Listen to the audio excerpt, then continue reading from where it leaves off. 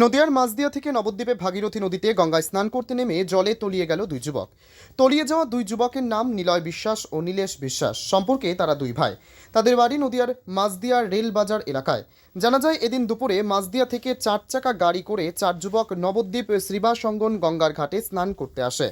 বেলা আনুমানিক 2টো নাগাদ তারা গঙ্গায় স্নান করতে নামলে আচমকায় জলে তলিয়ে যায় 4 জন। একে অপরকে বাঁচানোর চেষ্টা করলে অবশেষে জলে তলিয়ে যায় দুই যুবক। এদিন দুপুরে 4 যুবক জলে তলিয়ে গেলেও 4 জনের মধ্যে 2জনকে বাঁচানো গেলে 2জন জলে তলিয়ে যায়। ঘটনার খবর পেয়ে ঘটনাস্থলে যায় নবদ্বীপ থানার পুলিশ ও বিপর্যয় মোকাবিলা দপ্তরের টিম। যদিও তলিয়ে যাওয়া দুই যুবকের খোঁজে তল্লাশি শুরু করেছে বিপর্যয় মোকাবিলা দপ্তর। কি হয়েছিল? আপনারা কোথা থেকে? মাঝদিয়া থেকে এসেছিলাম, কৃষ্ণগঞ্জ মাঝদিয়া থেকে। কজন মিলে? আমরা 4 জন এসেছিলাম। কটা নাগাদ? আমরা এসেছি তাও 1:15-2টো নাগাদ।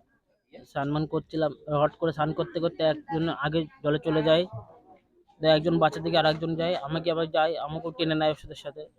আমি কোনো রকম জল থেকে উঠে আসি ধরে। যারা জলে তলিয়ে গেছে তাদের নাম কি? একজনের নাম নিলয় বিশ্বাস, একজনের নাম নীলেশ বিশ্বাস। বয়স কিরকম হয় আনুমানিক? একজনের তো 26, একজনের 23। কি করেন তারা? একজনের পড়াশোনা, একজনের ব্যবসা করে। কোথায় বাড়ি? মাঝদিয়া। আপনার নাম? সুদীপ দে। আপনাদের কি হয়? একজনের বন্ধু হয়, একজনের ভাই হয়।